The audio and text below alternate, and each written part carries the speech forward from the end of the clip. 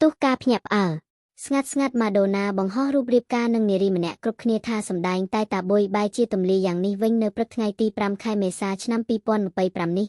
អ្នកលេងបណ្ដាញសង្គម Facebook មានការភ្ញាក់ផ្អើលយ៉ាងខ្លាំងបន្ទាប់ពីបានឃើញលោកម៉ាដូណាបង្ហោះរូបរៀបការនឹងនារីម្នាក់នៅលើកន្នី Facebook របស់លោកក្នុងនោះដែរលោកម៉ាដូណាបានអំសារមួយឃ្លាថា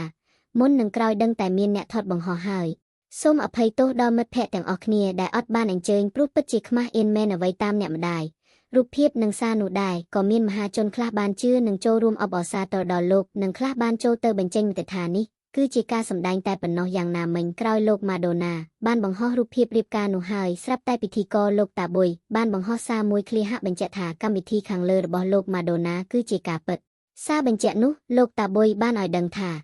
ដឹងត្រឹមតែម៉ាដូណាគាត់អញ្ជើញខ្ញុំធ្វើពិធីករល្ងាចនេះនៅព្រៃវែងកម្មវិធីគាត់តែអត់ដឹងថាជាថ្ងៃពិសេសគាត់ស្មានតែកម្មវិធីបងប្អូនគាត់បាទសូមជូនពរឲ្យគាត់ទាំងពីរស្រឡាញ់គ្នានិងមានសុភមង្គល